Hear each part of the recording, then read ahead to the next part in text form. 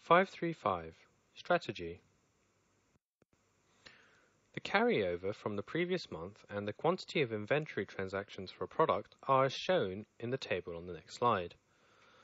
What is the cost of sales in dollars calculated for the current month by using the first in, first out method? A. 28,158, B. 28,710, C. 27,610, or D. 28,610. The table in question is as shown on this page.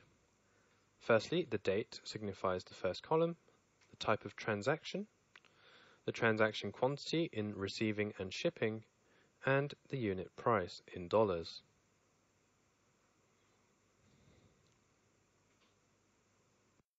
So let's begin by talking about what is the first in, first out concept.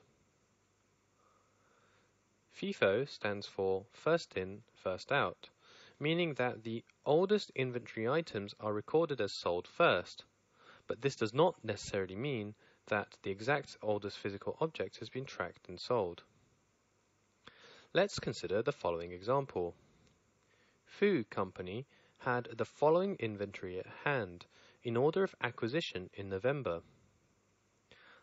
Firstly, the number of units is on the left-hand side with the cost on the right.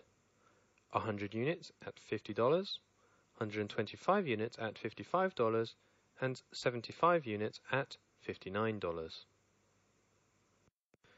If the company sells 210 units during November, the company would expense the cost associated with the first 100 units at $50 and the remaining 110 units at $55.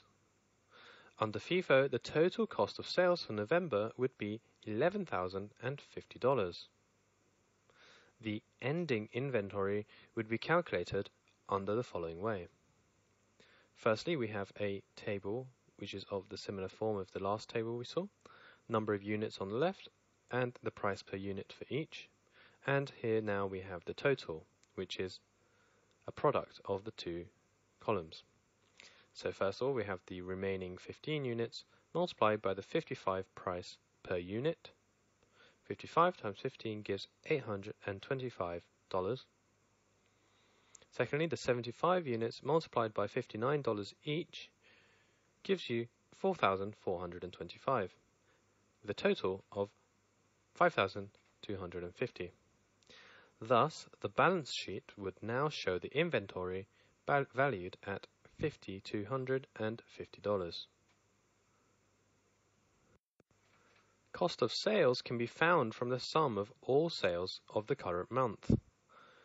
Cost of sale is the product of shipping quantity and unit price of each product. Using FIFO or first in, first out method on inventory, the products that come first are sold first. The total cost of sales can be shown as following. 70 units are sold on the 15th of the month, so sales cost of 70 units equals 70 times 211, which is 14,770. 60 units are sold on the 25th of the month. Now, using FIFO, the products that came into the inventory first has to be sold first. So, 30 units left from the carryover inventory of the first are sold first.